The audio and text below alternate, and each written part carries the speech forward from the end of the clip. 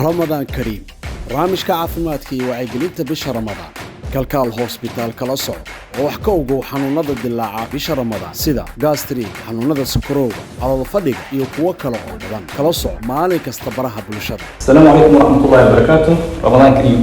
Mawduuc maanta ka hadlayno waxa waaye calool fadhiga ama calool xirinka oo saxaraadayga. Qofka binaadamka sida caadiga waxa loo talagalay maalintii inuu saxaraado ilaa 3 jeer. inta ugu badan qofka la fiiri karo saxariis waxa waaye ilaa isbuuci inuu saxaraado 3 jeer. wixii ka badan oo ku soo noqdo waxa la dhihi karaa wuxuu qabaa saxaraadayga. waxaa jira xanuuno caadi ah oo keeni kara qofka inay saxaradiisa adkaato. waxaa ka mid ah dadka qabo macaanka ama sokorta, waxaa ka mid ah dadka sidoo kale qabo qanjirka loo yaqaano thyroidka oo ku dhaca inta badan runta.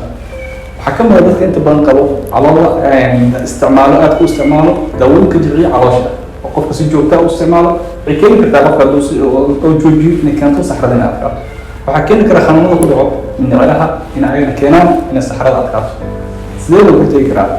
inta lagu jiro bisha barakeysan ee Ramadaan waxaa muhiim ah qofka inuu isku dheelitiro cuntadiisa sida cuntooyinka uu cunayo inuu ku daro waxyaabaha miraha ama fruits loo yaqaan sida babayga iyo melmooyinka iyo wixii la mid ah.